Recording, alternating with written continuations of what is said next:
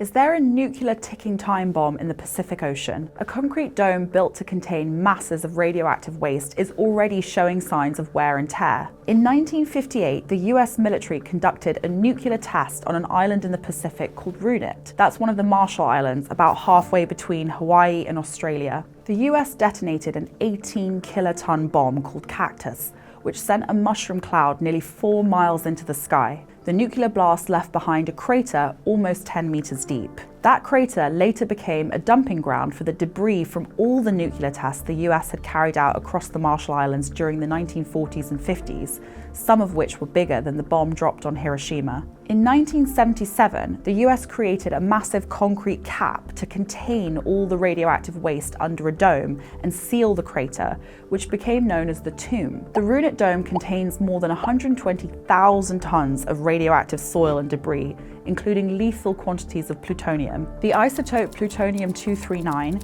is a radioactive element used in nuclear weapons that remains dangerous for more than 24,000 years, according to ABC in Australia. The problem is, concrete doesn't last that long. Arjun Makhijani, a nuclear engineer and president of the Institute for Energy and Environmental Research, told ABC that there are already cracks in it in less than 50 years. The crater is also unlined and the dome isn't watertight. Groundwater has got in and is soaking the radioactive waste with the daily rise and fall of the tide, according to ZME Science. That's letting contaminated waste wash into the nearby lagoon, which people regularly use. There are also concerns that the layers of the dome intended to sit above sea level are not going to stay above water much longer, said Science Alert. Sea levels are rising, storms seem to be intensifying, and higher water levels could bring radioactive contaminants further into the Pacific Ocean. Ivana Nikolic-Hughes, a chemistry lecturer at Columbia University and president of the Nuclear Age Peace Foundation, said,